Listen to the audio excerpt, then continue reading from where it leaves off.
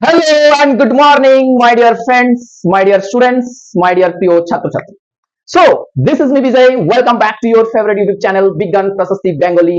Yes, বন্ধুরা, তোমরা ঠিক শুনেছো। আমাদের সকলকে এখানে আমন্ত্রণ জানানো হচ্ছে তোমাদের প্রিয় YouTube চ্যানেল বিজ্ঞান প্রশস্তিতে। So, my dear students, আজকে এই যে ভিডিওটি এটা আমাদের সেকেন্ড পার্ট হবে পরিবেশের জন্য ভাবনা the concern about our environment সম্পর্কে যে আমরা সিরিজটা শুরু করেছি তার সেকেন্ড পার্ট। প্রথম পার্টটি যারা এখনো পর্যন্ত দেখোনি please go and visit our channel and was the full video সেখানে সমস্ত বিষয়টি ট্রপোস্ফিয়ার কি, স্ট্রেটোস্ফিয়ার কি, আয়ন মন্ডল কি, ম্যাগনেটোস্ফিয়ার কি, এক্সোস্ফিয়ার কি, তার কোনখানে জেট প্লেন ওড়াবো না কোনখানে কাকে ক্ষুদ্র মন্ডল বলবো না কোনখানে বেতার তরঙ্গ প্রতিফলিত হয় না কোনখানে মেরুজ্যোতি দেখা যায় না কোন স্তরে রেডিয়েটরস গুলো নষ্ট করা হয় না, এই সমস্ত বিষয়ে আমাদের পুঙ্খানুপুঙ্খানি একটা আলোচনা কিন্তু আমরা করে ফেলেছি এবং তার সাথে সাথে আমরা দেখেছি যে ওজোন লেয়ার আমাদের কতটা ইম্পর্টেন্স একটা, যেটা আমাদের স্ট্রেটোস্ফিয়ার একটা গুরুত্বপূর্ণ একটা অঙ্গ এবং তার কি কাজ, কিভাবে বন্ধুরা ওজোন গ্যাস ক্ষতি হচ্ছে তার জন্য সিএফসি এবং নাইট্রোজেনের যে অক্সাইড গুলো আছে তাদেরকে কিভাবে দোষারোপ করা হচ্ছে এই যে বিষয়ে সেই তার সমস্ত মেকানিজম আমরা কিন্তু দেখেছি। আজকের ভিডিওটি আমি শুরু করব এইখান থেকে যে গ্লোবাল ওয়ার্মিং এইটা আমাদের এট প্রেজেন্ট সিচুয়েশনে দাঁড়িয়ে যদি আমরা দেখি এটা একটা অনেক বড় একটা বিশাল একটা কনসার্ন, যেটাতে আমাদের কিন্তু একটা ভয়াবহ একটা অনুভব কিন্তু আমরা করে থাকি। গ্লোবাল ওয়ার্মিং মানে বিশ্ব উষ্ণায়ন, তার কারণ কি, সেটার কারণের ফলে কি কি ঘটছে এবং ভবিষ্যতে কি কি ঘটতে পারে সেই সমস্ত যাবতীয় জিনিস সম্পর্কে আমরা এই ভিডিওটিতে আলোচনা করব। তো এই সমস্ত বিষয় নিয়ে আজকের এই ভিডিওটি আমি বানাবো, আশা করি তোমাদের প্রত্যেকের খুব ভালো লাগবে এবং তোমরা তোমাদের বন্ধুদের সাথে চ্যানেলটিকে শেয়ার করবে এবং সাবস্ক্রাইব করবে। ঠিক আছে, তাহলে শুরু করি। তাহলে গ্লোবাল ওয়ার্মিং, সবাই একটা পেন এবং একটা কপি নিয়ে বসো, সমস্ত জিনিসগুলো আমরা খুব ভালো করে আলোচনা করব। ঠিক আছে, তাহলে প্রথমে কি পড়বো আমরা? গ্লোবাল ওয়ার্মিং বা বিশ্ব উষ্ণায়ন। গ্লোবাল ওয়ার্মিং যেটাকে আমরা বলি বিশ্ব উষ্ণায়ন। বিশ্ব উষ্ণায়ন, তো এই যে বিশ্ব উষ্ণায়ন এটা কি, মানে আমরা যদি দেখি যে পরিবেশ দূষণের এটা একটা ভয়াবহ কুফল, রাইট? এবং এই যে গ্লোবাল ওয়ার্মিং এটা যদি আমরা এক্সপ্লেন করি তাহলে কি হচ্ছে না, বিশ্ব উষ্ণায়ন অর্থাৎ পরিবেশের যে তাপমাত্রা, বিশ্বের যে তাপমাত্রা, পৃথিবীর যে তাপমাত্রা সেটা বেড়ে যাচ্ছে, সময়ের সাথে সাথে সেটা কি হচ্ছে, বাড়ছে। আমরা যদি দেখি আগে 100 বছর আগেকার ঘটনা, সেখানে যে টেম্পারেচার ছিল পৃথিবীতে এবং তার যে গড় বৃদ্ধি সেটা যেটা ছিল, এখন প্রেজেন্ট সিচুয়েশনে যদি আমরা দাঁড়িয়ে দেখি তার সাথে কিন্তু ম্যাচ খাচ্ছে না, সেটা এখন অনেকটাই বেড়ে গেছে। পৃথিবীর গড় তাপমাত্রা বৃদ্ধি হচ্ছে। তাহলে গ্লোবাল ওয়ার্মিং যদি আমরা একটা সেন্টেন্সে যদি আমি বোঝাতে চাই কাউকে, তাহলে সেটা কি হচ্ছে না, পৃথিবীর গড় উষ্ণতা বা তাপমাত্রা বৃদ্ধি পাচ্ছে, রাইট? এবং কেন বৃদ্ধি পাচ্ছে তার তো কিছু কারণ আছে, যে কোনো কিছু একটা ঘটনা তার পেছনে একটা কারণ আছে। এই উষ্ণতা বৃদ্ধির কারণ হিসেবে যদি আমরা দায়ী করতে চাই তাহলে কিছু গ্যাস সমূহ আছে তাদেরকে আমরা দায়ী করব। তার মধ্যে যার নামটা প্রথমে নেব আমরা, তার নাম হচ্ছে কার্বন ডাই অক্সাইড। তাহলে এই কার্বন ডাই অক্সাইড থাকার কারণে, কার্বন ডাই অক্সাইড এবং তার সাথে সাথে আরো কয়েকজন গ্যাস আছে, যেমন আছে আমাদের নাইট্রোজেনের বিভিন্ন গ্যাস আছে, নাইট্রোজেন যেগুলো ডাই অক্সাইড NOx হিসেবে আমরা লিখি। এবং আমরা যদি দেখি এখানে আর ক্লোরোফ্লোরোকার্বন, এই সমস্ত যে গ্যাসগুলো আছে তারা কিন্তু মেজর কন্ট্রিবিউটর। আমরা যদি দেখি গ্লোবাল ওয়ার্মিং এর তাহলে কিন্তু কার্বন ডাই অক্সাইড, এই কোশ্চেনটা তোমাদের আসে, তো এটা কিন্তু আমাদের মাথায় রাখবো। ঠিক আছে, এবং আরো যদি দেখি তাহলে এখানে CFC লিখলাম, NOx লিখলাম, ওয়াটার ভেপার বা জলীয় বাষ্প যেটা তোমরা বলো জলীয় বাষ্প, সেই জলীয় বাষ্পের একটা অনেকটা বড় রোল কিন্তু থাকে পৃথিবীর উষ্ণতা বৃদ্ধির জন্য। এবং এটা হচ্ছে আমাদের জলীয় বাষ্প, NOx হলো CFC। এবং আরেকটা যেটা আমরা জানি বন্ধুরা যে CH4 অর্থাৎ মিথেন কিন্তু একটা গ্রিন হাউস গ্যাস। বুঝতে পারছে জিনিসগুলো? কিন্তু আমরা যদি মেজর কন্ট্রিবিউটর দেখি তাহলে কিন্তু কার্বন ডাই অক্সাইডকে আমরা ঠিক করবো। ওকে, তাহলে কি হলো, বিশ্ব উষ্ণায়ন অর্থাৎ পৃথিবীর গড় তাপমাত্রা বৃদ্ধি হচ্ছে, রাইট? এই ঘটনাটাকেই আমরা বলি বিশ্ব উষ্ণায়ন এবং সেটা কার জন্য হচ্ছে না, কিছু বিশেষ গ্যাস আমাদের পৃথিবীতে প্রেজেন্ট আছে সেই কারণে হচ্ছে। এবারে ঘটনাটা কি, ঠিক কি, মানে এই যে গ্লোবাল ওয়ার্মিং এর যে জায়গাটা সেটা কি, একটা হয় আমাদের গ্রিন হাউস গ্যাস, মানে আমি যে টার্মটা ইউজ করলাম green house, right? Green house মানে সবুজ ঘর, মানে ব্যাপারটা কি, এইটার সাথে কিভাবে সম্পর্কিত বিষয়টা আমরা খুব ভালোভাবে একটু কনসেপচুয়ালি বুঝি। তো আমরা যদি দেখি গ্রিন হাউসের যে জায়গাটা, এটা ধরে নাও একটা গ্রিন হাউস, রাইট?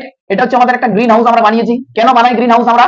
না, আমরা গ্রিন হাউস বানাই যে আমাদের ছোট ছোট প্ল্যান্টস গুলো আছে, সেই যে প্ল্যান্ট তারা কি হয় না, যাতে উষ্ণতার পরিমাণটা ঠিকঠাক থাকে, ওই গ্লাসের ভেতরে একটা গ্লাসের একটা কাঁচের একটা ঘর বানায়, ঠিক আছে, ওখানে একটা এনভায়রনমেন্ট দেওয়ার জন্য যাতে তাদের গ্রোথ, ছোট ছোট যে প্ল্যান্টস গুলো আছে সেগুলো যাতে ভালোভাবে ডেভেলপমেন্ট হয়, সেই জন্য আমরা কি করি একটা গ্লাসের ঘর বানাই এবং সেইখানে ছোট ছোট চারা গাছগুলিকে রাখা হয় যাতে তাদের সুস্থভাবে ডেভেলপমেন্ট করতে পারে। এবং এই যে কি হয় এখানে না, এখানে একটা গরম পরিবেশ থাকে যেখানে সূর্যের রশ্মি তো এই গ্লাসকে ভেদ করে চলে আসে, সূর্যের যে রশ্মি সেই গ্লাসকে ভেদ করে চলে আসে, কিন্তু যখন এরা যাবে সূর্য রশ্মিটা যখন যাবে তখন কিন্তু সেটা সহজে যেতে পারে না। সুতরাং একটা বদ্ধ ঘরের মধ্যে মানে ওই কাচের মধ্যে জিনিসটাকে আবদ্ধ হয়ে থেকে যায়, তখন ধীরে ধীরে কি হয় ওই সেই সূর্য কিরণ গুলা যেগুলো আমাদের ফোটন কণা সেগুলো এখানে উপস্থিত থেকে যায় এবং তার ফলে বৃদ্ধি পায় আমাদের তাপমাত্রা ওভারঅল সেই ঘরটার ভেতরে যেখানে আমরা গ্রিন হাউস বানিয়েছি ওই ছোট ছোট প্ল্যান্টস গুলোকে গ্রো করানোর জন্য। কিন্তু ঘটনাটা কি হচ্ছে, এই যে সূর্য রশ্মি যেটা আসছে আমাদের, এটা যদি আমরা ইউভি রে বলি, এই জায়গাটা একটু বোঝার আছে, ইউভি রে হিসেবে তারা আছে। এখন ইউভি রে হিসেবে আছে, অর্থাৎ ইউভি রে যদি দেখি তাহলে এটা ক্ষুদ্র তরঙ্গ বিশিষ্ট, এটা হচ্ছে ক্ষুদ্র তরঙ্গ, মানে এর যে ল্যাম্ডা বা তরঙ্গ দৈর্ঘ্য যেটা সেটা একটু কম থাকে, মিনিমাম মানে আমরা যদি দেখি যে এখানে একটু কম হয়, ঠিক আছে। এবারে কি হয় তাহলে অতি সহজে এখানে ভেদ করে চলে আসতে পারে, কিন্তু যখন ওটা রিটার্ন ব্যাক করে, যখন এটা রিটার্ন ব্যাক করে তখন এই যে রিটার্ন ব্যাক করছে যখন, সেটা কিন্তু আর ইউভি থাকে না, তার যে তরঙ্গ দৈর্ঘ্য সেই তরঙ্গ দৈর্ঘ্যের মধ্যে পরিবর্তন আমরা দেখবো, সেই পরিবর্তিত হয়ে সেটা অবলোহিত হয়। সেটা কি হয় না ইনফ্রারেড, কি বলা হয় না ইনফ্রারেড বা আয়ার, ইনফ্রারেড যেটা তোমরা বাংলাতে যেটাকে আমরা অবলোহিত বলি, অবলোহিত, তাহলে অবলোহিততে কনভার্ট হচ্ছে ব্যাক করার সময়, তাহলে এটা দীর্ঘ তরঙ্গ বিশিষ্ট, মানে এর একটু যে তরঙ্গ দৈর্ঘ্যটা সেটা বেড়ে যায়, মানে দীর্ঘ তরঙ্গ বিশিষ্ট এটা হয়। আর যেটা অতি বেগুনি রশ্মি, অতি বেগুনি রশ্মি যেটা, সেই অতি বেগুনি রশ্মি যেটা তার যে তরঙ্গ দৈর্ঘ্য সেটা কম, তাহলে সেটা সহজে এখানে ঢুকে যায়, কিন্তু বেরোনোর সময় সেটা আয়ারে কনভার্ট হয়, তো সেটা ভেদ করে যেতে পারে না। সেম ঘটনাটা, সেম এই সবুজ ঘরের ঘটনাটা আমাদের পৃথিবীর মধ্যে হয়। কিরকম, আমরা যদি আমাদের পৃথিবীকে ভাবি এইভাবে, তাহলে পৃথিবীতে আমরা দেখেছি যে অনেকগুলো অদৃশ্য একটা বায়ুমণ্ডল ঘিরে রয়েছে এবং সেইগুলো কনসেন্ট্রিক, অর্থাৎ তারা কেন্দ্র এইভাবে গোল গোল করে কেন্দ্র, যদি আমরা দেখি এইভাবে কেন্দ্র করে আছে, এইভাবে একটা গোল লেয়ার, তারপরে আরেকটা লেয়ার, তার কিছুটা দূরে আরেকটা লেয়ার, যেটা আমরা এর প্রিভিয়াস লেকচারে আমরা আলোচনা করেছি যে কিভাবে ট্রপোস্ফিয়ার, স্ট্রেটোস্ফিয়ার, মেসোস্ফিয়ার, এই যে ব্যাপারগুলো আছে, এক্সোস্ফিয়ার, ম্যাগনোস্ফিয়ার, লাইক দিস। তো এইভাবে পরপর যে লেয়ার গুলোকে আমরা সাজিয়েছি, এই লেয়ার গুলোকে ভেদ করেই তো সূর্য রশ্মি এখানে আসে আমাদের, তাই তো। এখানে যে সূর্যের যে রশ্মিটা, সেই সূর্য রশ্মিটা এইগুলোকে ভেদ করে করে করে আমাদের এই পৃথিবীতে আসতে হয়। এইবারে পৃথিবীতে যখন আসে তারা, তাহলে সেই সূর্য রশ্মিগুলো ইউভি রে হিসাবে আসে, সেটা আমরা দেখেছি যে ইউভি রে যে ইউভি যে পার্সেন্টেজটা সেটা O3 লেয়ার যেটা আছে আমাদের সেটা অ্যাবজর্ব করে নেয়, তো আমাদের সূর্য কিরণটা এখানে এসে পৌঁছায়। এইবারে কথা হচ্ছে কি না, যখন সেটা রিটার্ন ব্যাক করে, তো রিটার্ন ব্যাক করার সময় কি হয় না, সেটা দীর্ঘ তরঙ্গে অর্থাৎ আয়ার কনভার্ট হয়, এবং এই আয়ারটা যেটা হয় দীর্ঘ হওয়ার জন্য অত সহজে মানে এই লেয়ার গুলোকে ভেদ করে যেতে পারে না। তো নরমালি একটা টেম্পারেচার বাড়ছে আমাদের, কিন্তু ঘটনাটা আরো তীব্রতা কখন পাই, যখন আমরা দেখি যে আমাদের অ্যাটমসফিয়ারের মধ্যে কিছু গ্যাস আছে, মানে আমি যদি এই লেয়ারটাকে বানাই এইভাবে এবং এখানে যদি ওই আমাদের গ্যাস গুলোকে লিখি, মানে কার্বন ডাইঅক্সাইড, CH4, CFC, আর তারপরে NOx এর বিভিন্ন যে উপাদানগুলো আছে, আর তারপরে ওয়াটার ভেপার যেগুলো আছে আমাদের, তো তাদেরকে যদি এখানে লেখা হয় তাহলে কি হয়, তারা একটা লেয়ার বানাচ্ছে এবং এই লেয়ারটা ভেদ করে কিন্তু এই রশ্মিটা ফেরত যাচ্ছে না, রাইট, ওকে মানে আটকে দিচ্ছে। তাহলে আটকে যদি দেয় তাহলে এই সূর্য কিরণ বা সূর্যের মধ্যে যে শক্তিগুলো আছে, তাপ শক্তি, সেটা এখানের মধ্যে থেকে যাচ্ছে তরঙ্গের উপরে, রেডিয়েশন যেগুলো আছে সেখানে পৃথিবীর মধ্যে সীমাবদ্ধ থাকছে এবং তারপরে ধীরে ধীরে সূর্যের কিরণের ফলে সেখানে কি হচ্ছে না উষ্ণতাটা বৃদ্ধি পাচ্ছে এবং এটা দিনের পর দিন কিন্তু বেড়ে যাচ্ছে। এবার হচ্ছে কিনা এই ঘটনাটা আমাদের গ্লোবাল ওয়ার্মিং, এই গ্লোবাল ওয়ার্মিং এর যে কুফল যদি আমরা দেখি যে এই যে কুফল হতে পারে সেটা কিন্তু খুবই ভয়ানক হতে পারে, সেটা আমরা দেখবো যে খুবই ভয়ানক হতে পারে। আমরা যদি একটা ডাটা দেখি, তো আমরা যদি দেখি 1870 থেকে যদি 1900 মধ্যে একটা ডাটা দেখি, সেখানে আমাদের গড় বৃদ্ধি যেটা ছিল উষ্ণতার যে ওই সময়ের পিরিয়ডের মধ্যে, যেটা ছিল 0.1 ডিগ্রি সেন্টিগ্রেড, এবং সেটা দেখবো আমরা পরবর্তীকালে, মানে যদি আমরা 1900 থেকে 2000 এর মধ্যে যাই, এই 100 বছরের মধ্যে আমরা যদি দেখি 1 শতাব্দীর মধ্যে যতটা টেম্পারেচার বেড়েছে মানে 1 ডিগ্রি সেন্টিগ্রেড, তাহলে এটা একটা বিশাল বড় কনসার্ন কিন্তু আমাদের কাছে। যদি এইভাবে তাপমাত্রা যদি পৃথিবীর মানে বৃদ্ধি হতে থাকে, তাহলে কিন্তু তার কুফল আমাদেরকে সম্মুখীন হতে হবে, তাই। এবং দেখতে পাচ্ছি আমরা যে এই গ্লোবাল ওয়ার্মিং এর ফলে কি কি ঘটনা ঘটছে সেগুলোই আমাদের এখানে আলোচনা করার বিষয়। তাহলে এই যে গ্লোবাল ওয়ার্মিং, এই গ্লোবাল ওয়ার্মিং এর জন্য প্রথম যে কাজটা হচ্ছে সেটা কি না, প্রথমে স্যার কি হচ্ছে না আইস গলার, মানে আমরা যদি দেখি যে একটা আইস খন্ডকে যদি হাতে নিই সেটা গলতে শুরু করে, অর্থাৎ সেটা 0 ডিগ্রি সেন্টিগ্রেড পর্যন্ত যদি থাকে তাহলে সেটা আমাদের ফ্রিজ অবস্থায় থাকে। তো নরমাল আমরা যদি আমরা দেখি আমাদের এনভায়রনমেন্টে, তো 20 ডিগ্রি সেন্টিগ্রেড মোটামুটি আমাদের যে 20 থেকে 30 তার মধ্যে তো বরফ গলে যাবে, কিন্তু মেরু অঞ্চলে যদি কথা বলি আমরা, সেখানে তো কত থাকে 0 ডিগ্রি থেকে কমে থাকে আমাদের টেম্পারেচার, দেখেছি তো বরফ অবস্থায় থাকে। কিন্তু এই বিশ্ব উষ্ণায়নের ফলে ওই মেরু অঞ্চলে যে বরফগুলো আছে সেই বরফগুলো ধীরে ধীরে কি হচ্ছে মেল্ট করতে শুরু করছে। এবার তোমরা একটা জিনিস ভাবো যে একটা বরফ খন্ড ছিল, এই বরফ খন্ডটা তাপের ফলে জলে কনভার্ট হলো। এবারে জলের মধ্যে দেখো একটা বরফের মধ্যে একটা সলিড একটা কঠিন পদার্থ এবং সেটা মোবিলিটি নেই, মানে ওটা চলতে পারে না, কিন্তু জলের মধ্যে যখন ওটা জলে কনভার্ট হবে তখন কি হবে, ওর মধ্যে একটা ফ্লো চলে আসবে এবং ফ্লো আসার ফলে কি হবে, এই জলটা কাছাকাছি সমুদ্রের মধ্যে গিয়ে জমা হতে শুরু করবে। তাহলে একটা ঘটনা কি হচ্ছে না, সমুদ্রে যে পরিমাণ ভলিউম আগে ছিল জলের, সেই জলতলের উচ্চতা বেড়ে যাবে, কারণ ওখানে নতুন জল অ্যাড হচ্ছে। রাইট, বুঝতে পারা যাচ্ছে, নতুন জল এখানে অ্যাড হচ্ছে। তাহলে তার যে পরিমাণটা এখানে যদি ছিল আমাদের সমুদ্রের তলটা, তাহলে সেটা পরিমাণ জল আসার ফলে এইখানে চলে এলো। এইবারে আমি একটা জিনিস বলছি যে এই যে সমুদ্রের কাছাকাছি যে সমস্ত জায়গা, ধরো এখানে একটা জায়গা ছিল সমুদ্রের, সেটা যখন এইখান পর্যন্ত জল ছিল তখন ঠিক ছিল, ইটস ওকে, ইটস ফাইন, ঠিক আছে, হতে পারে এটা কোনো কান্ট্রি হতে পারে, কোনো পাহাড় হতে পারে, ঠিক আছে, বুঝা যাচ্ছে জিনিসটা। তাহলে কি হচ্ছে, যখন জলতলের পরিমাণ এইখানে, তাহলে দেখো এর অবস্থা কি হচ্ছে, মানে এটা পুরোপুরি জলমগ্ন।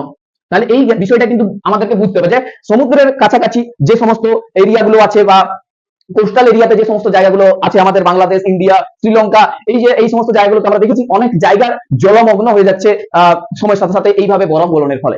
তাহলে এটা একটা বিশাল বড় কুফল কিন্তু, রাইট।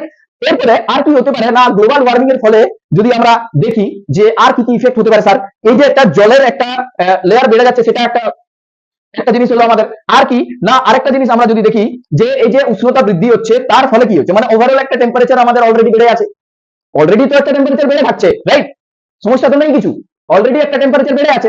এইবারে যদি ধরে নাও যে কোনো জঙ্গলের মধ্যে আগুন লেগেছে, রাইট, তাহলে কি হলো, ওই আগুনটা মানে দাবানলের আকার নিতে সহজেই দাবানলের আকার নিয়ে নিতে পারে, কারণ অলরেডি একটা এনভায়রনমেন্ট তৈরি হয়ে আছে যেখানে টেম্পারেচার অলরেডি বেড়ে আছে, তাহলে সেখানে কিন্তু আগুনটা ছড়াতে আর সময় লাগবে না, অর্থাৎ দাবানলটা প্রচুর মানে হিংস্র রূপ ধারণ করতে পারে খুব কম সময়ের মধ্যে। তাহলে এই যে একটা কুফল প্রভাব আমরা দেখতে পাচ্ছি, এই সমস্ত বিষয়গুলো তোমরা কিন্তু এই গ্লোবাল ওয়ার্মিং এর পড়বে, ঠিক আছে। এবারে কি হচ্ছে না, আমরা একটু বোর্ডটাই ক্লিয়ার করি, তারপর আমরা পড়বো যে এই যে বিষয়টা, এটা থেকে আমরা কিভাবে মানে বেরোবো, কি করে, আমাদের উপায়টা কি, প্রবলেম আছে যখন, তাহলে সলিউশন কি হতে পারে।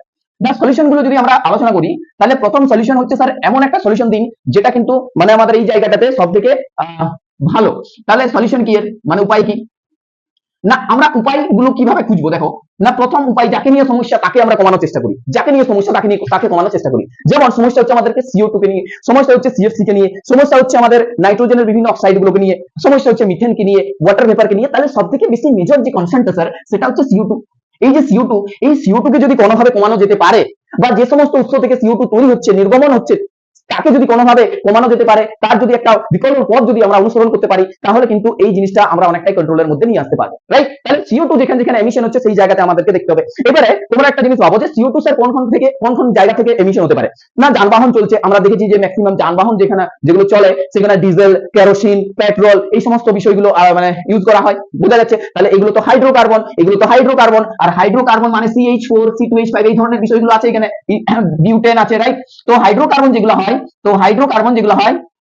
হাইড্রোকার্বন যখন বার্ন করা হয় তখন CO2 তৈরি হয় এবং ওয়াটার তৈরি হয়, এটা আমরা জানি, এবং তাপ শক্তি তৈরি হয় সেখানে, তাপ আলো। তাহলে এখান থেকে তৈরি হচ্ছে জীবাশ্ম জ্বালানি, অর্থাৎ এই যে ঘটনাটা আমি বলছি এখানে জীবাশ্ম, এই যে জীবাশ্ম জ্বালানি, এইটা যদি আমরা কন্ট্রোলে আনতে পারি, জীবাশ্মকে যদি আমরা না জ্বালিয়ে তার জন্য যদি আমরা বিকল্প পথ অনুসরণ করি, অন্য কোনো জ্বালানি ব্যবস্থা যদি আমরা অ্যাডাপ্ট করতে পারি, তাহলে কিন্তু সেইখানে অনেকটা কার্বন ডাই অক্সাইডটাকে কমাতে পারবো আমরা, বোঝা যাচ্ছে জিনিসটা।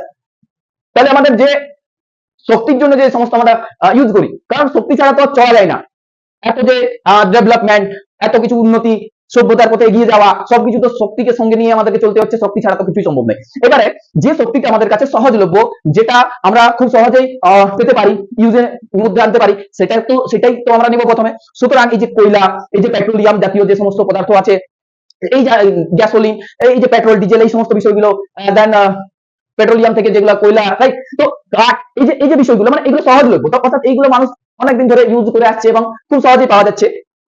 তাহলে এই বিষয়টা থেকে একটু সরে আসতে হবে আমাদের, মানে আমরা যদি এই জীবাশ্ম জ্বালানিগুলোকে না ইউজ করে তার যদি কোনো অন্য কিছু মানে বিকল্প পথ যদি খুঁজে নিতে পারি, তাহলে কিন্তু বিষয়টাকে অনেকটা কন্ট্রোলে আনা যাবে, ঠিক আছে। আমরা যদি ইলেকট্রিসিটি ইউজ করি, বা আমরা যদি অন্য কোনো সূর্যালোকের উপর বেস করে যদি বিষয়গুলোকে ভাবা যায়, যে ওগুলোকে পুরো মানে ব্যাটারি সিস্টেমে যদি কনভার্ট করে নিয়ে আসা যায়, রাইট, তাহলে সেখানে পেট্রোল বা ডিজেলকে দহন করতে হবে না, পরিবর্তে আমরা সূর্যালোককে ইউজ করতে পারি, কোনো কেমিক্যাল রিঅ্যাকশনস এর মাধ্যমে বাস, ট্রাম, এই গাড়ি, এই সমস্ত বিষয়গুলোকে চালাতে পারি, বুঝতে যাচ্ছে জিনিসটা। মানে CO2 এর একটা অল্টারনেট আমাদেরকে পথ কিন্তু খুঁজে নিতে হবে।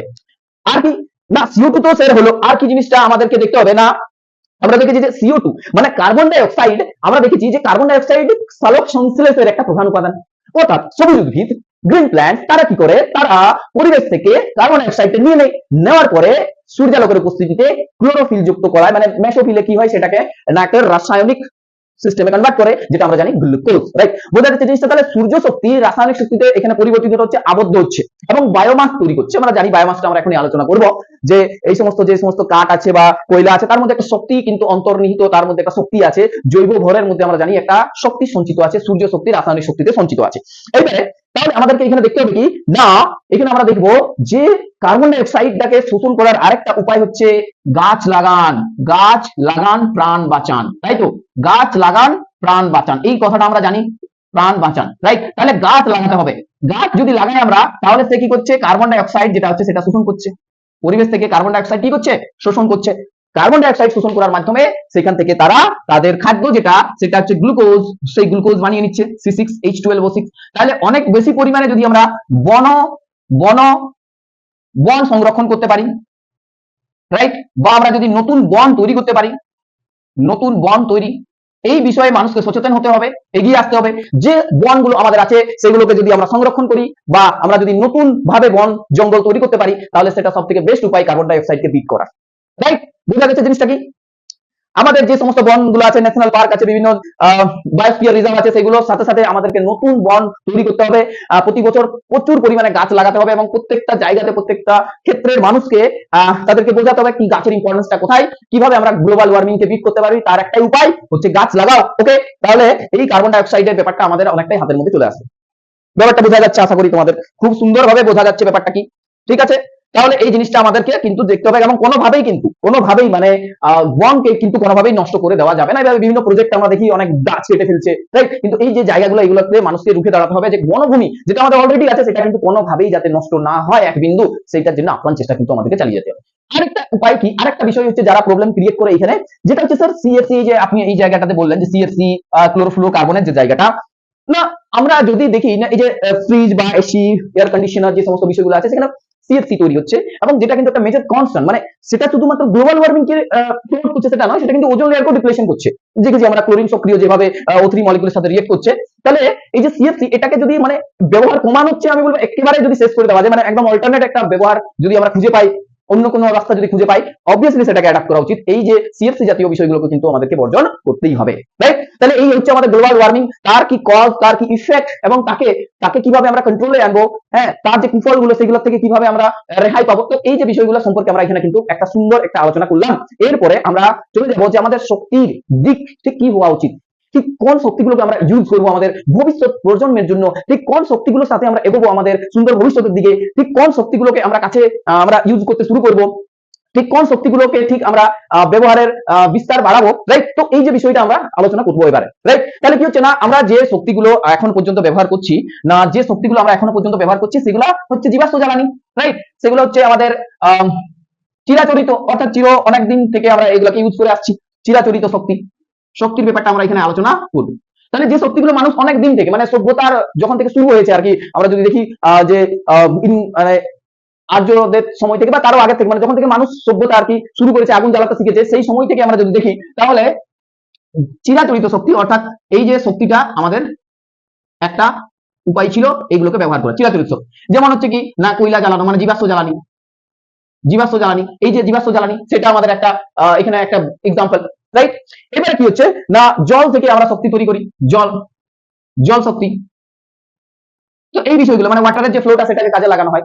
তো যেটা আমরা ইউজ করি জীবাশ্ম জ্বালানি, সেটা একটা মেজর কনসার্ন কি, প্রথমত হচ্ছে যে এর যে ভান্ডার, এটা একটা লিমিটেড, মানে এত দীর্ঘ দিন ধরে যে এটাকে ইউজ করা হচ্ছে, এর যে সঞ্চিত ভান্ডার সেটা তো একটা সময় শেষ হবেই, কারণ এটা তৈরি হয়েছে আমাদের কোটি কোটি বছর আগে এবং তার যে পরিমাণ ছিল সেটা ধীরে ধীরে মানুষ ইউজ করে করে করে করে এখন ঠিক এই মাত্রায় পৌঁছেছে, খুব কম পরিমাণে হয়তো অবশিষ্ট রয়েছে এবং সেটা যদি আমরা সুষ্ঠুভাবে ব্যবহার না করি, তাহলে খুব নিমিষের মধ্যেই, খুব কম বিগত কয়েক দশকের মধ্যেই হয়তো আমাদের কাছ থেকে কয়লা শব্দটি উঠে যাবে, রাইট? মানে তার যে সঞ্চিত ভান্ডার সেটা কিন্তু উঠে যাবে।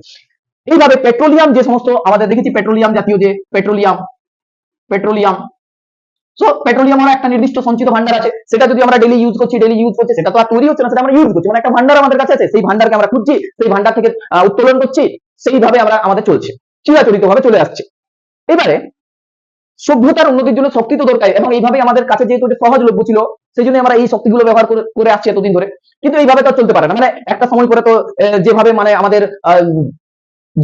জনসংখ্যা বৃদ্ধি হচ্ছে, আমরা দেখতে পাচ্ছি প্রত্যেকের জন্য শক্তির যে পরিমাণটা সেটা কিন্তু পার ক্যাপিটা শক্তি কিন্তু ইউজ যেটা সেটা বেড়ে চলেছে। এবং কয়লা পুড়িয়ে আমরা এখন দেখছি যে ইলেকট্রিসিটি তৈরি করা হচ্ছে, রাইট? তাহলে কয়লার একটা বিশাল বড় অবদান কিন্তু আমাদের বর্তমান সভ্যতার জন্য রয়েছে, এবং সেটার উপরে যদি আমরা পুরোপুরি ডিপেন্ডেন্ট হয় যে না আমাদের কয়লাই একটাই মাত্র অপশন, তাহলে কিন্তু খুবই একটা বিভীষিকাময় অবস্থা তৈরি হবে খুব কম দিনের মধ্যে। সুতরাং আমাদের এই সময় মানে ভাবাটা কি উচিত যে এমন একটা শক্তির আমরা সন্ধান করবো, এমন একটা দিকে আমরা নিয়ে যাবো নিজেদের চিন্তা ভাবনাকে, যেটা কিন্তু একদমই নয় একদম যে ক্লোজ সেটা নয়, একদমই অপশন নেই সেটা নয়। ব্যাপারটা হচ্ছে যে ইউজের ব্যাপারটা আছে, এবং মানুষের কাছে সেটা হ্যান্ডি করে তুলতে হবে, মানে ব্যবহারযোগ্য করে তুলতে হবে। সঞ্চিত আছে অল্টারনেট ওয়েগুলো, আমি বলছি যে কি কি আমাদের কাছে অল্টারনেট ওয়ে আছে চিরাচরিত শক্তি ছাড়া। সেটা বলার আগে আমি একটা জিনিস এখানে আলোচনা করে নিতে চাই যে এই যে কয়লার যে টাইপ গুলো, সেই টাইপ গুলো সম্পর্কে আমাদের একটু সচেতন থাকতে হবে, কারণ অনেক সময় জিজ্ঞাসা করে নেয় যে ক্যালোরিফিক ভ্যালুটা কি। তো ক্যালোরিফিক ভ্যালুটা স্টুডেন্টস কি হয় না, ধরো আমি একটা নির্দিষ্ট পরিমাণ কোন একটা জৈব ভরকে পোড়ানো হচ্ছে বা কোন একটা জীবাশ্মকে পোড়ানো হচ্ছে, ঠিক আছে? এটা ধরো তোমাদের 1 কেজি একটা জীবাশ্ম, ঠিক আছে, বা 1 লিটার কোনো একটা জীবাশ্ম, সেটাকে যদি আমরা সম্পূর্ণ দহন করি, বায়ুর উপস্থিতিতে যদি সম্পূর্ণ দহন করি, তাহলে সেই সম্পূর্ণ দহনের ফলে সেটা কি তৈরি করবে? শক্তি তৈরি করছে। তাহলে যে শক্তি যতটা আমরা পাচ্ছি সেটাকে আমরা কোন ইউনিটে মেজার করব? না কিলোজুল পার কেজিতে আমরা মেজার করতে পারি, আমরা মেজার করতে পারি গ্রাম পার ক্যালোরিতে আমরা মেজার করতে পারি। তা এই যে ব্যাপারটা, এটাই হচ্ছে আমাদের কি তাপন মূল্য বা ক্যালোরিফিক ভ্যালু, তাপন মূল্য। এবং এই তাপন মূল্যের উপর বিষয়টাকে, তাপন মূল্যের উপর যদি আমরা দেখি, এটার উপর বেস করে কিন্তু এদেরকে ক্যাটাগরাইজ করা হয় যে অ্যান্থ্রাসাইট কয়লাতে এত ক্যালোরি, মানে এত ক্যালোরি হিট তৈরি হয়, 1 কেজি যদি জ্বালানো হয় এত কিলোজুল হিট পাওয়া যায়। আমরা যদি দেখি যে গ্যাসোলিন থেকে এত আসছে, বিটুমিনাস থেকে এত আসছে, তো ওই ভ্যালুগুলো একটু দেখে রাখবে তোমরা। আমরা যদি দেখি না হাইড্রোজেন গ্যাস, সেটার থেকে প্রচুর পরিমাণে এনার্জি পাওয়া যায়। পেট্রোল থেকে যদি আমরা দেখি তাহলে প্রায় 50,000 কিলোজুল 1 লিটার পেট্রোল থেকে আমরা পেতে পারি। সেরকম যদি আমরা ডিজেল দেখি, সেটা তো কেরোসিন পেট্রোল থেকে কিছুটা কম, বাট অনেকটাই বেশি এমনি নর্মাল কাঠ বা কয়লা থেকে। তো এই ধরনের গ্যাসীয় ফুয়েল গুলো সম্পর্কে আমাদেরকে ধারণা রাখতে হবে, ঠিক আছে? কোক কয়লাতে যেমন তোমার 30 এর কাছাকাছি। তো এই যে বিষয়গুলো, প্রাকৃতিক গ্যাস এলপিজি যদি কথা বলি আমরা, ঠিক আছে, তো এলপিজি এই সমস্ত বিষয়গুলোতে কিন্তু প্রচুর পরিমাণে এনার্জি কিন্তু তৈরি হয়। তাহলে ক্যালোরিফিক ভ্যালু সম্পর্কে যদি আসে পরীক্ষায় কোশ্চেন যে ক্যালোরিফিক ভ্যালু কি, না আমরা জানি তাপন মূল্য মানে একটা নির্দিষ্ট পরিমাণ, একটা নির্দিষ্ট আয়তনে যদি কোনো জীবাশ্মকে জ্বালানো হয় সেখান থেকে যতটা পরিমাণে তাপ উৎপন্ন হয় সেটাকে আমরা কি বলবো? তাপন মূল্য বলবো। তারপর তোমরা কয়েকটা উদাহরণ দেবে, তাহলে কিন্তু জিনিসটা তৈরি হবে। এবারে জীবাশ্ম জ্বালানি, যে জীবাশ্ম জ্বালানি যেটা আমরা এতদিন ধরে ইউজ করে আসছি, সেটাকে আমরা কিভাবে, মানে এখনো পর্যন্ত কিভাবে টেকাতে পারি, কিছুদিন পর্যন্ত কিভাবে টেকানো যেতে পারে যদি সেটা সুষ্ঠু ব্যবহার আমরা করি। সেটা যদি আমরা যতটা আমাদের প্রয়োজন ঠিক ততটা যদি আমরা ব্যবহার করি, সুষ্ঠুভাবে ব্যবহার যদি করি, তাহলে যতটুকুই প্রেজেন্স আছে সেটা কিন্তু আমরা পরবর্তী প্রজন্মের জন্য রেখে দিতে পারবো, তাদের ব্যবহারে যাতে কোনো অসুবিধা না হয়। আমাদের নিজস্ব চাহিদা পূরণ করার পরও আমাদের ভবিষ্যৎ প্রজন্মের চাহিদা নিয়ে যাতে কোনো অসুবিধা না হয়, তারা যাতে তাদের সুষ্ঠুভাবে ব্যবহার করতে পারে, সেই জিনিসটা কিন্তু আমাদেরকে মাথায় রেখে চলতে হবে। আবার এই যে আমরা এগুলোকে উত্তোলন করি, ঠিক আছে, মানে এই যে কয়লা আছে, কয়লার প্রচুর ভান্ডার আছে সেখানে আমরা কি করি? এটাকে উত্তোলন করি। তাহলে স্যার এই যে উত্তোলন করার সময় আমরা যদি খুবই খুবই মানে একদম মডার্ন টেকনিক যদি ইউজ করে থাকি, খুব সাইন্টিফিক টেকনিক যদি ইউজ করতে পারি, তাহলে কিন্তু এখানে আমরা খুব ভালোভাবে মানে পৃথিবী ক্ষতি না করে, বায়ু দূষণ না ঘটিয়ে আমরা কিন্তু উত্তোলন করতে পারি। তাহলে এই উত্তোলনের জায়গাটা আমরা খুব বেশি পরিমাণে উত্তোলন করতে পারবো। তাহলে সিস্টেমেটিক একটা উত্তোলনের দিকে আমাদেরকে ধ্যান দিতে হবে। আর কি বললাম, সুষ্ঠুভাবে ব্যবহারের দিকে আমাদেরকে ধ্যান দিতে হবে। সাস্টেনেবল ডেভেলপমেন্ট, স্থিতিশীল উন্নয়নের দিকে ধ্যান দিতে হবে আমাদেরকে। স্থিতিশীল উন্নয়ন, এই কথাগুলো কিন্তু খুব ইম্পর্টেন্ট। স্থিতিশীল উন্নয়ন, ঠিক আছে, মানে আমাদের চাহিদা তো পূরণ হবেই, তার সাথে সাথে যাতে ভবিষ্যতে যারা আসছে আগাম প্রজন্ম, তাদের যাতে কোনো অসুবিধা আমরা না করে দিই, ঠিক আছে? কারণ এমনি তো হতে পারে যে আমাদের জন্য আছে, মানে আমরা ইউজ করে নিলাম বাস, আর আমরা ভাববোই না যে আমাদের প্রজন্মের যারা নেক্সট আছে তাদের কি হবে। কিন্তু ওটা ভাবতে তো হবে আমাদেরকে। দ্যাট ইজ স্থিতিশীল উন্নয়ন, সাস্টেনেবল ডেভেলপমেন্ট। নিজেদের উন্নতির সাথে সাথে তাদেরকেও যেন ভাবতেও তাদের যাতে কোনো অসুবিধা সৃষ্টি আমরা না করে দিয়ে যাই, ঠিক আছে, রাইট?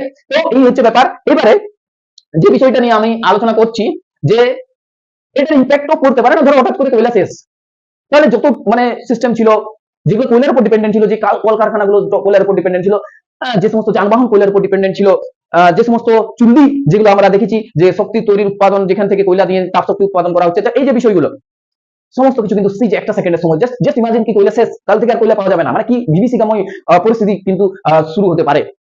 তাহলে এটা একটা ইম্প্যাক্ট পড়বে, মানে একটা ইকোনমিক ইম্প্যাক্ট তো পড়বেই, একটা সোশ্যাল ইম্প্যাক্ট পড়বে। তাহলে এই যে জিনিসগুলো ভবিষ্যতে যাতে না ঘটে, সেজন্য আমাদেরকে মানে আগের থেকেই যাতে কিছু প্ল্যান করে রাখতে হয়, রাইট? প্ল্যান বি, তো ওটা যাতে করে রাখতে হয়, যাতে হঠাৎ করে যদি শেষ হয় আমরা যাতে স্মুথলি আমাদের সিস্টেমগুলোকে রান করে নিয়ে যেতে পারি, যাতে সেটা কোনো ব্যাড ইম্প্যাক্ট আমাদের লাইফে না পড়ে। বিষয়টা বোঝা যাচ্ছে কিনা? তাহলে একটা অল্টারনেটিভ ওয়ে চাই, এবং তার জন্য যে শক্তিগুলো সম্পর্কে আমরা ব্যবহার মানে আলোচনা করব এই নেক্সট আমি যদি এইখানে বলি, তাহলে সেই শক্তিগুলো সম্পর্কে কিন্তু মানুষের মধ্যে সচেতনতা বৃদ্ধি করতেই হবে, রাইট? তার মধ্যে আমরা প্রথমে যেগুলো আসবো, অচিরাচরিত শক্তির যে পার্ট সেইগুলো, মানে মানুষ এখনো পর্যন্ত সেই শক্তি সম্পর্কে অতটা সচেতন নয় বা ব্যবহারে অতটা সাবলীল নয়, ঠিক আছে? তাহলে এইভাবে আমরা কিন্তু দেখবো যে কি কি ভাবে আমরা আহ স্থিতিশীল উন্নয়নের জন্য শক্তি ব্যবহার করবো, ঠিক আছে? তাহলে স্থিতিশীল উন্নয়নের জন্য যে আমি শক্তির ব্যবহার, সেই শক্তির ব্যবহার আমরা এখানে করবো। তার মধ্যে আমরা প্রথম যে শক্তিটাকে বেছে নিব সেটা হচ্ছে সৌর শক্তি, ঠিক? সৌরশক্তি। সৌরশক্তি আমরা জানি, আমরা সবাই জানি, আমরা ছোট বড় সবাই জানি যে একটাই কোশ্চেন, যে পৃথিবীতে শক্তির উত্তর, তার উত্তর, তার একটা খুব সুন্দর উত্তর আছে যে পৃথিবীতে সমস্ত শক্তি, পৃথিবীর সমস্ত শক্তির উৎস হচ্ছে সূর্য। কিন্তু আমরা এই যে এত বিশাল একটা শক্তির ভান্ডার আমাদের কাছে রয়েছে, তার কতটুকুই বা আমরা ইউজ করতে পারি? তার খুবই কম পার্সেন্টেজ আমরা ইউজ করতে পারি, তাই তো? এবং আমরা যদি এই সূর্য শক্তির কে ব্যবহার করা শুরু করি, সেখান থেকে কিন্তু অনেকটাই সমস্যা সমাধান আমরা করে নিতে পারি। কারণ এই সূর্য শক্তিকে কাজে লাগিয়ে আমরা রাসায়নিক শক্তিতে রূপান্তরিত করতে পারি, আমরা সেখান থেকে বিদ্যুৎ তৈরি করতে পারি, আমরা সেখান থেকে টেলিভিশন থেকে শুরু করে ল্যাম্প পোস্টের যে লাইট গুলো হয়, রান্না করার কাজ থেকে জল গরম করার কাজ থেকে শুরু করে আমরা আরো অনেক কিছু জিনিস কিন্তু এই সূর্যালোকে সাহায্য করতে পারি। তার জন্য আমাদেরকে একটা সিস্টেম ডেভেলপ করতে হবে, একটা পদ্ধতি ডেভেলপ করতে হবে, একটা কৌশল ডেভেলপ করতে হবে, যার মাধ্যমে আমরা সূর্য শক্তিটাকে কাজে লাগাতে পারি, সেই সূর্য শক্তিটাকে কনভার্ট করতে পারি একটা নতুন একটা ফর্মে, যে ফর্মটাকে আমরা কাজে লাগাতে পারবো, রাইট? তাহলে যেগুলো হয় না, সোলার সেল, সোলার সেল, তাহলে সোলার সেল যেটা, সোলার সেল, এই সোলার সেলের মাধ্যমে আমরা সূর্য শক্তিটাকে ইলেকট্রিক এনার্জিতে কনভার্ট করে নিতে পারি। আমরা যদি দেখি ফটো ভোল্টাইক সেল, সেখানে আমরা পারি সেটা ফটো ভোল্টাইক, ফটোভোল্টাইক সেল, সৌর যেটা সৌর ভোল্টীয় কোষ, যেটাকে তোমরা বলো সৌর ভোল্টীয় কোষ।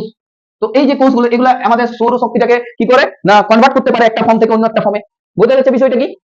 তো এই যে ব্যাপারটা হচ্ছে, এখান থেকে আমরা বিদ্যুৎ তৈরি করতে পারি, ঠিক আছে? মানে এখান থেকে কি হবে, সৌর শক্তি থেকে কি হচ্ছে, এরা সূর্য শক্তি থেকে বিদ্যুৎ শক্তিতে নিয়ে যাচ্ছে, বিদ্যুৎ শক্তি, মানে সৌর যে শক্তি আমাদের, সৌর শক্তি, সেই সৌর শক্তি কিসে কনভার্ট হচ্ছে, বিদ্যুৎ শক্তিতে। এইগুলো ব্যবহার করে আমরা যে সমস্ত বিষয়গুলো করতে পারি না, রান্না করার কাজে সেই বিদ্যুৎ তাপটাকে ব্যবহার করতে পারি, মানে রান্না করা রান্না। দেন আমরা বলতে পারি যে এখান থেকে টিভি, ছোট ছোট টিভি, টেলিভিশন, রেডিও, এই সমস্ত বিষয়গুলো আমরা চালাতে পারি। আমরা ল্যাম্প পোস্টের যে লাইট যেগুলো হয়, সেই লাইট জ্বালাতে পারি, ঠিক আছে? সোলার সেল ব্যবহার করার মাধ্যমে এই জিনিসগুলো আমরা কিন্তু করতে পারি। তাহলে দেখো, এই যে ব্যাপারটা যদি আমরা করতে পারি, তাহলে অনেকটা কিন্তু সুবিধা হচ্ছে না? মানে তার জন্য আমাদেরকে যে বিদ্যুতের জন্য অন্য কোনো একটা যে ওটা কয়লা পুড়িয়ে বিদ্যুৎ তৈরি করতে হবে, সেটার উপর ডিপেন্ডেন্ট থাকতে হচ্ছে না। তো এই যে সোলার প্যানেল বানানো, এই সব বিষয়গুলো সম্পর্কে কিন্তু আমাদের দেশ এগিয়ে যাচ্ছে, এবং আমরা দেখছি অনেক জায়গাতে সোলার প্যানেল বানানো হচ্ছে, রাইট? তো এই যে বিষয়গুলো আমাদেরকে কিন্তু ধ্যান রাখতে হবে, রাইট? ইন্ডিয়ান সোলার অ্যালায়েন্স গুরুগ্রামে যে ইউনিটটা আছে আমরা দেখেছি, তো মানে এগিয়ে আসছে আর কি, যাতে করে এই সূর্য শক্তিটাকে আমরা ইউজ করতে পারি অনেকটা, রাইট? দেখা যাচ্ছে। তাহলে সৌরশক্তি সম্পর্কে আমরা একটা ধারণা নিলাম এবং বুঝলাম, পরীক্ষাতে তোমাদের যা সমস্ত কোশ্চেন আসবে ইজিলি সলভ করতে তোমরা পারো। নেক্সট হচ্ছে আমাদের সৌরশক্তির পর আমরা যদি দেখি, তো আমাদের একটা বায়ু, যে বায়ু শক্তির যে ব্যাপারটা, সেই বায়ু শক্তিকে কিন্তু আমরা ব্যবহার করতে পারি। সেটা কিভাবে স্যার? না, বায়ুর মধ্যে কিন্তু প্রচুর এনার্জি আছে। তোমরা জানো যে এই যে বায়ু, যে বায়ুটা আসছে, সেই বায়ুর মধ্যে প্রচুর এনার্জি আছে, এবং সেইভাবে যদি আমরা ডিজাইন করি এই যে প্যানেল গুলো, তাহলে এটাতে যখন বায়ু আসছে সেটা ঘুরতে শুরু করছে। এবারে এটা যখনই ঘুরছে, তার সাথে সাথে কি হচ্ছে না, এই তার যে কাইনেটিক এনার্জি সেটা ঘুরছে, যে ঠিক আছে, সেই মুভমেন্টটাকে কাজে লাগিয়ে কি করতে পারি আমরা না, তাপ তড়িৎ শক্তি তৈরি করতে পারি এখান থেকে। এই তড়িৎ শক্তি থেকে উৎপন্ন যে আমাদের শক্তিটা, সেটার থেকে আমরা গম পেশাই, মানে এই ধরনের যে কাজগুলো হয় আর কি, সেগুলো আমরা করতে পারি। বোঝা যাচ্ছে? মানে বায়ুতে, বায়ু শক্তির সাহায্যে সেটা ঘুরছে, আবার সেটা ঘুরে নিয়ে কি করছে, বিদ্যুৎ তৈরি করছে। জল তুলতে পারি, জল সেচের কাজে কাজে লাগাতে পারি। তাহলে বায়ু শক্তি একটা গ্রিন এনার্জি, রাইট? মানে এখানে কোনো পলিউশনের তো কোনো ব্যাপার নেই। তাহলে বায়ু শক্তিটা হলো। এবারে আমরা যদি দেখি জোয়ার ভাটা, জোয়ার ভাটাটা স্যার কি? জোয়ার ভাটাও একটা কিন্তু শক্তি, যেটাকে আমরা কাজে লাগাতে পারি তড়িৎ তৈরি করার জন্য, তড়িৎ উৎপন্ন করার জন্য। কিভাবে, কিরকম দেখো, জোয়ার ভাটা শক্তি, জোয়ার ভাটা, জোয়ার ভাটা ব্যাপারটা কি? তো আগে জোয়ার, দেন ভাটা, মানে সমুদ্র মোহনা, মানে একটা মোহনা আছে, ধরো একটা মোহনা, নদীর মোহনা আছে, নদী মোহনা, নদী মোহনা মানে হচ্ছে যেগুলা, যেখানে কি হচ্ছে, সমুদ্রের জল প্রবেশ করছে।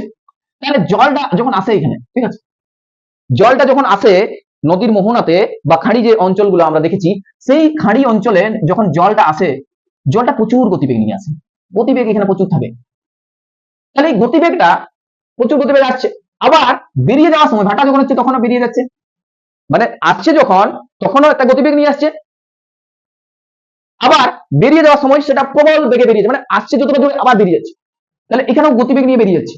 এবং একটা হিউজ পরিমাণে ওয়াটার ভলিউম কিন্তু সেখানে আসছে, আবার বেরিয়ে যাচ্ছে, জোয়ার হচ্ছে ভাটা হচ্ছে, জোয়ার হচ্ছে ভাটা হচ্ছে। তাহলে এটা কিন্তু প্রাকৃতিক ভাবে হচ্ছে, আমরা আলাদাভাবে কিন্তু এটার জন্য কোনো কিছু ইনভেস্ট করছি না, এটা প্রাকৃতিক উপায় হচ্ছে, প্রকৃতির নিয়মে হচ্ছে।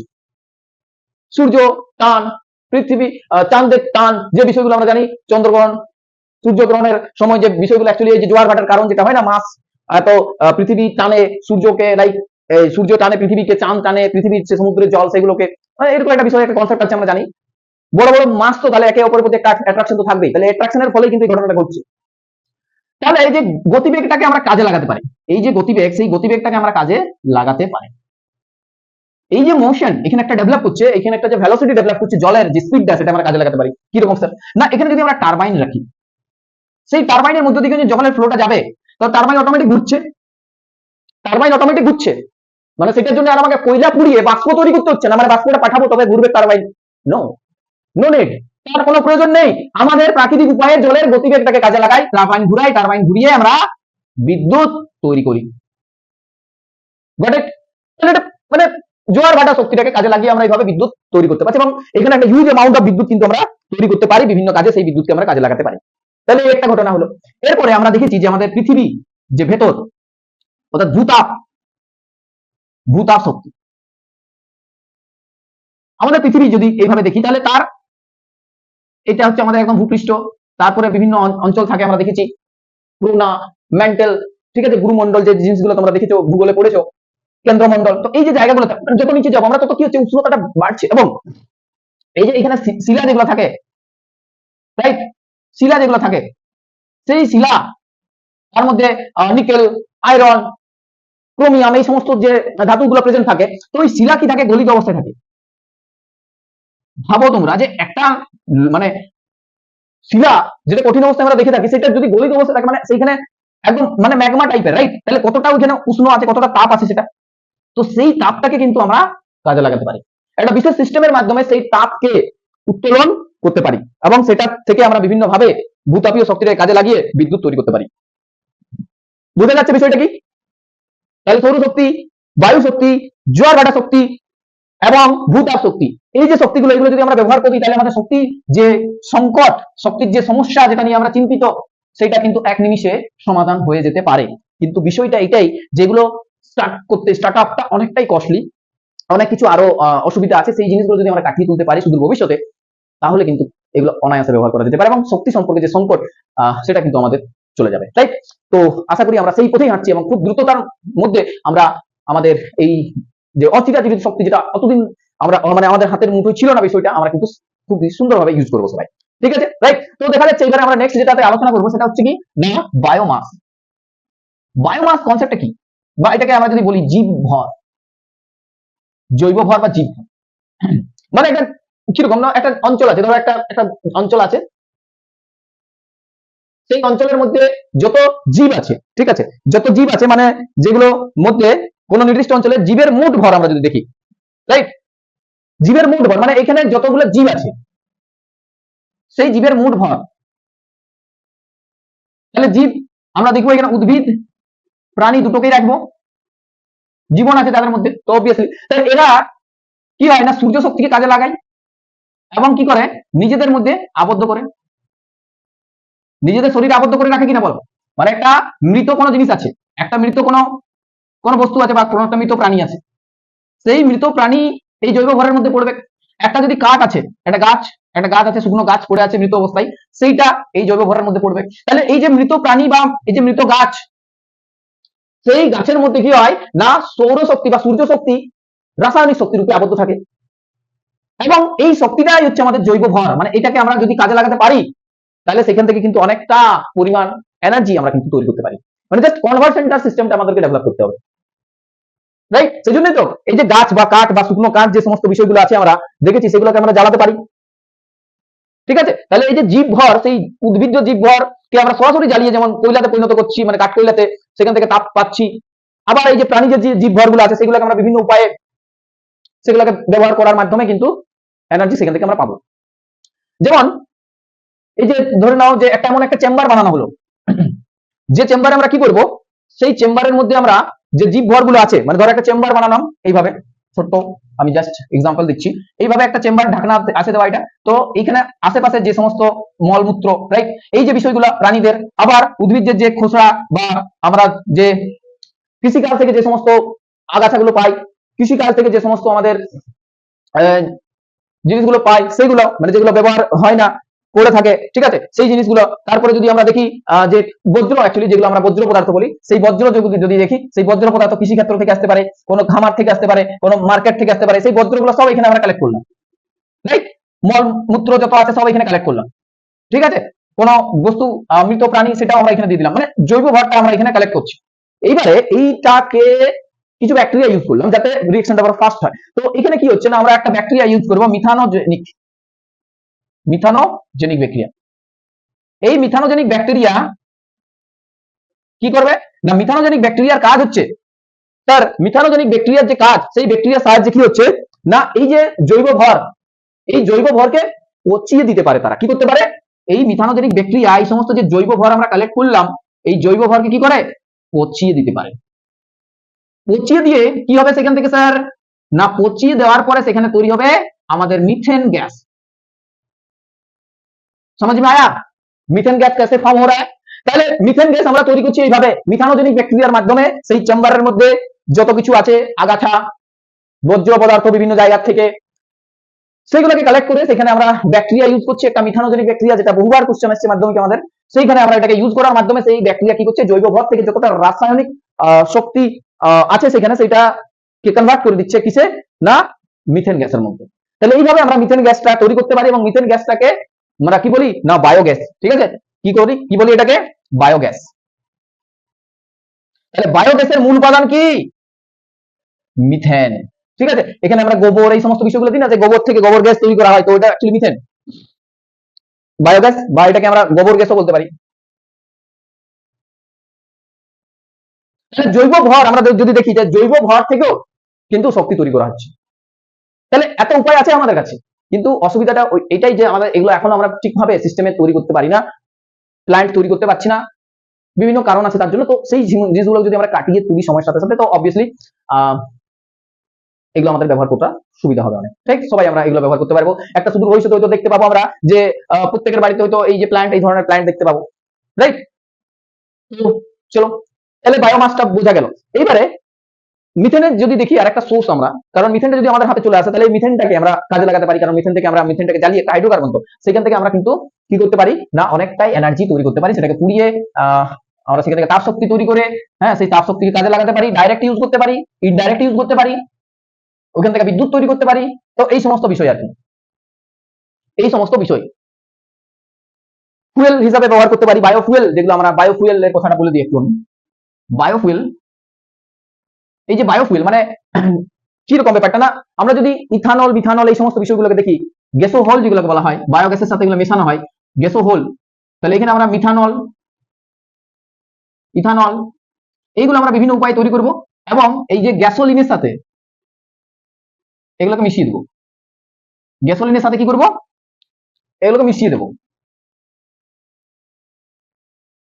তাহলে কি হচ্ছে না, আমাদের কাছে যদি খুব কম পরিমাণে গ্যাসোলিনও থাকে, তাহলে পেট্রোলের সাথে যদি আমরা এটাকে মিশিয়ে দিই, তাহলে একটা কি হবে, একটা সিস্টেম তৈরি করবেন যেখানে আমরা অনেকদিন পর্যন্ত পেট্রোলটাকে অ্যাটলিস্ট সেভ করতে পারবো আমরা, রাইট। তাহলে বায়োফুয়েল যে ইথানল বা মিথানল যেগুলো আছে, এগুলো আমাদের বায়োফুয়েল। তো এই বায়োফুয়েল গুলো আমরা তৈরি করবো বিভিন্ন উপায়ে, রাইট। যেমন ইক্ষু থেকে এগুলো তৈরি করা হয়, মিথানল, এই সমস্ত যে কাঠকে অন্তর্ধূম পাতন, যেমন আখ থেকে এটা তৈরি করবো ইথানল, কাঠের যে গুঁড়ো সেখান থেকে আমরা বিভিন্ন প্রসেসে মিথানল তৈরি করব, কাঠের অন্তর্ধূম পাতন এইভাবে, ঠিক আছে। তো এগুলো কি করবো না, পেট্রোলের সাথে বা গ্যাসোলিনের সাথে মিশিয়ে সেখান থেকে গ্যাসোহল তৈরি করব, gasoline plus alcohol, gasoline plus alcohol. তো এইভাবে আমরা দেখছি। আরেকটা উপায়, এই যে ইথানল এট প্রেজেন্ট যদি আমরা দেখি, তো ভুট্টা, যেটা আমরা বলি ভুট্টা, জোনার আমরা বলি না, রাইট। তো ওই ভুট্টা কর্ন যেটা, সেটা চাষ করার উদ্দেশ্যটা আমাদের কি না, খাওয়া তো হচ্ছে আমাদের, যে কর্ন হিসেবে খাই, কিন্তু সেটার থেকে আমরা প্রচুর পরিমাণে কিন্তু ইথানল বানাতে পারি। সেটা কিন্তু আমাদের ভবিষ্যৎ প্রজন্মের জন্য একটা ফুয়েল, খুব ভালো ফুয়েল একটা, ঠিক আছে। তাহলে ইথানলটা আমরা এই ভুট্টা থেকেও তৈরি করি, সেটা মানে পেট্রোলের সাথে মিশানো হয়। তো ম্যাক্সিমাম 10% পর্যন্ত আমরা মেশাতে পারছি এখন। তো ভবিষ্যতে যদি এটা পার্সেন্টেজটা আরো বাড়ানো যায়, তো আরো ভালো হয়। কারণ এগুলো তো আমরা তৈরি করে নিতে পারবো, কিন্তু পেট্রোল তো আর পাচ্ছি না তৈরি করতে। তাহলে কি হচ্ছে না, আমরা পেট্রোলের ব্যবহারটাকে যাতে আরো অনেক দিন পর্যন্ত টানা যায় সেটার ব্যবস্থা করছি, যাতে ওটার সাথে মিশিয়ে অন্য কোনো বেটার ফুয়েল আর বানানো যেতে পারে। তো পেট্রোলটা আমাদের থাকছে, তার সাথে আমরা এই ধরনের গ্যাসো ফুয়েল গুলো ইউজ করছি। এটা আমাদের একটা উদ্দেশ্য। এবারে যেটা আমরা শেষের দিকে একদম আমাদের আলোচনার শেষের দিকে আমরা সেখানে আমরা পড়বো যে এই যে মিথেনের যে জায়গাটা, ঠিক আছে, এই যে মিথেনের যে জায়গাটা সেটা কিন্তু আমরা যদি দেখি যে কয়লা যখন আমরা উত্তোলন করি, ঠিক আছে, তো কয়লা যখন আমরা উত্তোলন করি তো সেই কয়লা কেমন থাকে না, নিচে থাকে আমাদের মাটির নিচে, ঠিক আছে। তো সেই যে কয়লা স্তর হিসাবে থাকে এইভাবে থাকে স্তর হিসাবে। তো সেই স্তরের মধ্যে এই যে স্তরগুলো আছে তোমরা দেখতে পাচ্ছ, সেখানে মিথেন গ্যাস থাকে। তাহলে আমরা যখন কয়লা উত্তোলন করব তখন এমন ভাবে সিস্টেম ডেভেলপ করলাম একটা, এভাবে নল দিয়ে, স্টিলের নল দিয়ে, ঠিক আছে, যে এটা থেকে এটা জল ঢুকিয়ে দিলাম, জল যখনই এসে গেল তো এখানে সঞ্চিত মিথেন যেটা আছে সেটা উঠে যাবে, এভাবে কালেক্ট করা হলো সেটাকে। আবার ওই যে জলটা সেটাকে আমরা ব্যবহার করতে পারি পুনরায়, কারণ একটা এইভাবে যদি জলটা পাইপের মধ্যে দিয়ে যায় তাহলে এই পাইপের মধ্যে যে মিথেন গ্যাসটা আছে সেটা জলটাকে কি করবে, উপরে তুলে দেবে, এবং সেটা আমরা ডাইরেক্ট যে পাইপ আছে সেই পাইপের মধ্যে সেটাকে নিয়ে যেতে পারি, সেটাকে পরে কম্প্রেস করে নিতে পারি, এইভাবে কালেক্ট করবো। মানে উত্তোলনের সময়, মানে কয়লা উত্তোলনের সময় যে মিথেন গ্যাসটা আছে সেটা যাতে চারদিকে ছড়িয়ে না যায়, সেটা যাতে নষ্ট না হয়, সেটা যদি আমরা সিস্টেমেটিক একটা সিস্টেম ডেভেলপ করি, নল প্রবেশ করিয়ে সেটাকে যদি কালেক্ট করার উপায় করা হয় তাহলে ডেফিনেটলি সেখান থেকে অনেকটা মিথেন কিন্তু আমরা কালেক্ট করতে পারবো। মানে কয়লা তো কালেক্ট করছি, তার সাথে সাথে মিথেনটাও কিন্তু আমরা কালেক্ট করতে পারছি, রাইট। তারপর সেটা বিশেষ ব্যবস্থা সাহায্যে পাইপের সাথে কানেক্ট করে সেটাকে আমরা পরে ব্যবহার করব কালেক্ট করার পর।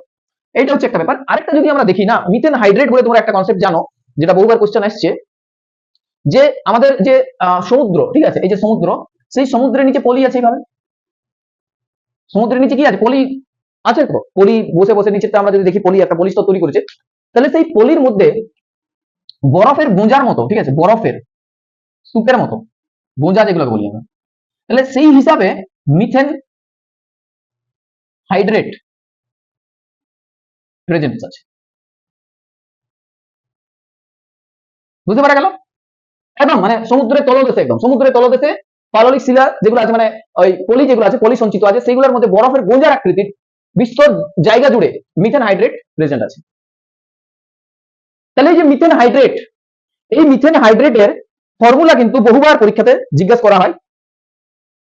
সো মিথেন হাইড্রেটের ফর্মুলাটা আমি লিখে দিচ্ছি এখানে। হাইড্রেট মানে জল তো থাকছেই আমাদের, তাহলে জল আছে আর মিথেন আছে। দেখো এই যে জল আর মিথেন আছে, কিন্তু এইভাবে যদি কেউ লিখে আসে নাম্বার কিন্তু নাও পাতে পারে। সে আমাদেরকে মনে রাখতে হবে নিউমেরিক্যাল ভ্যালু গুলো, মানে এর আগে থাকছে 4 আর এখানে থাকছে কত 23, এইভাবে পড়াশোনা করতে হবে, ঠিক আছে, যাতে করে পুরো ব্যাপারটা কিছুই মনে না হয়, একদম স্মুথ মনে হয়, ঠিক আছে, পুরো সিস্টেমেটিক এবং ন্যাচারাল ওয়েতে মাথাতে রাখা যায়, ধরে রাখা যায়।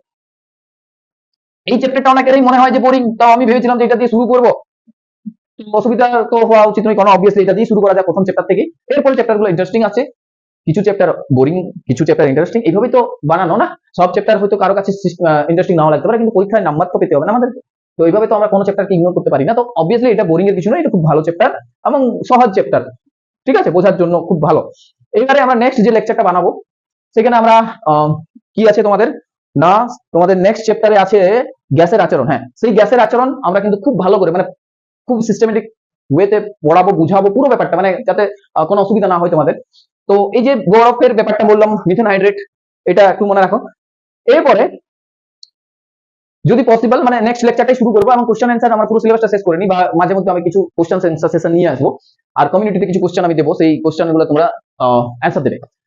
তো কমেন্ট করে জানাও যে ভিডিওটা কেমন হলো, তোমাদের কেমন লেগেছে, অ্যান্ড আর কিভাবে আরো বেটার করা যায়, আরো কিছু যদি ইনফরমেশন, মানে এক্সট্রা ইনফরমেশন যদি আমি দেখি যে অনেক কিছু দেওয়া যেতে পারে, কিন্তু পরীক্ষার জন্য মানে আমরা যদি মাধ্যমিকটা শুধু দেখি এবং সেই সমস্ত বিদ্যার্থীদের জন্য যদি আমরা শুধু ব্যাপারটা ভাবি, তাহলে কিন্তু আমাদেরকে একটু সিস্টেমেটিক ওয়েতেই চলতে হবে, কারণ এগুলোর উইংস তো অনেক আছে না, উইংস অনেক আছে, তার কত দিক যদি আমরা আলোচনা করতে যাই কিন্তু মানে অনেক কোশ্চেন হয়ে যাবে এবং বিষয়টা অনেক বিস্তর হবে। তো ততটা তো আমাদের দরকার নেই এখন। জাস্ট আমাদের তোমরা একটা নির্দিষ্ট বই পড়ো, ফলো করো, সেখান থেকে আমাদের ম্যাক্সিমাম কোশ্চেন গুলো এসে যায়, এবং কনসেপচুয়াল ক্ল্যারিটি যতটা দরকার আমি চেষ্টা করলাম এই ভিডিওতে দেওয়ার। দুটো ভিডিওতে আশা করছি তোমাদের পরিবেশ নিয়ে আর ভাবনা যে চ্যাপ্টারটা, সেই পরিবেশ নিয়ে ভাবনা চ্যাপ্টারটা পুরোপুরি কমপ্লিট হয়ে যাবে। তোমরা যদি 2 ঘন্টা দিতে পারো, 1 ঘন্টা এটার আর 1 ঘন্টা সেটাতে, তাহলে একদম ফার্স্ট চ্যাপ্টার কমপ্লিট পুরো একদম, ঠিক আছে। এরপর তোমরা কোশ্চেন অ্যান্সার যে বিভিন্ন ধরনের কোশ্চেন গুলো আছে সেগুলো একটা প্র্যাকটিস করো, রাইট। এই তো মানে যে বিভিন্ন কোশ্চেন আছে না, কিছু ইম্পর্টেন্ট কোশ্চেন নিয়ে, ঠিক আছে, আমি একটা ভিডিও বানাবো, সেখানে আমরা বিভিন্ন কোশ্চেন গুলো নিয়ে আলোচনা করবো। এবং তোমাদের যদি কোনো আরো অসুবিধা হয় তোমরা কমেন্টে জানাও, আর চ্যানেলটাতে আরো বিভিন্ন বন্ধুদেরকে নিয়ে আসো, তাদেরকে বলো যে এইভাবে পুরো ব্যাপারটা মানে মাধ্যমিকের আগে পর্যন্ত আমি ট্রাই করছি পুরোটা। তোমাদের অনেক ভালো ভালো চ্যাপ্টার আছে, দেখো পুরো অর্গানিকের ব্যাপারটা আছে না, পুরো অর্গানিক চ্যাপ্টারটা আছে, দেন ওর আগে বিভিন্ন প্রিপারেশন গ্যাসের যে ব্যাপারগুলো আছে, রাইট। অ্যান্ড মূল কনসেপ্টের উপর যে মূল ক্যালকুলেশন, সেগুলো কোনো অসুবিধা নেই, কোনো না, সবটা মানে ভালো করে বুঝিয়ে দেবো, পুরো ব্যাপারটাই কিন্তু পুরো সহজ মনে হবে তোমাদের, ঠিক আছে। এই যে গ্যাসের আচরণটা যেটা পড়বো না, চার্লস ল, বয়েলস ল, এগুলো খুবই সহজভাবে মনে রাখা যায় এবং বোঝা যায়। অঙ্কগুলো যেগুলো থাকে P1 G1 T1 এই যে ব্যাপারগুলো আছে, ঠিক আছে। হ্যাঁ, তো অঙ্কগুলো যেগুলো থাকে সেগুলোতে ভয়ের কোনো কারণ নেই। যে মলিকুলগুলো আমরা তৈরি করি বিভিন্ন গ্যাস, তার যে পদ্ধতি, হেবার প্রসেস, এই ব্যাপারগুলো, ঠিক আছে, এগুলো আমরা খুব ভালোভাবে পড়বো। তড়িতের যে ব্যাপারগুলো আছে সেটাও আমরা, ফিজিক্সের যে পার্টগুলো, আলো, সেই আলোটাও আমরা ভালো করে আলোচনা করবো। বাস তোমাদের একটু সাপোর্ট দরকার, মানে চ্যানেলটাকে একটু গ্রো করতে তোমরা হেল্প করো। আর ডেফিনেটলি আমার দিক থেকে কোনো কিছু খামতি কিন্তু থাকবে না, আমি পুরোটা মানে যতটা আমার সম্ভবের মধ্যে আমি কিন্তু চেষ্টা করছি। ওকে, তো thank you everyone for watching the whole video and thank you everyone. আমরা দেখা করছি নেক্সট ভিডিওতে খুবই তাড়াতাড়ির মধ্যে। ততক্ষণ তোমরা খুব ভালোভাবে পড়াশোনা করো, খুব ভালোভাবে জিনিসগুলোকে বুঝে বুঝে পড়াশোনা করো। ওকে, অ্যান্ড খুব ভালো থেকো। Bye and take care.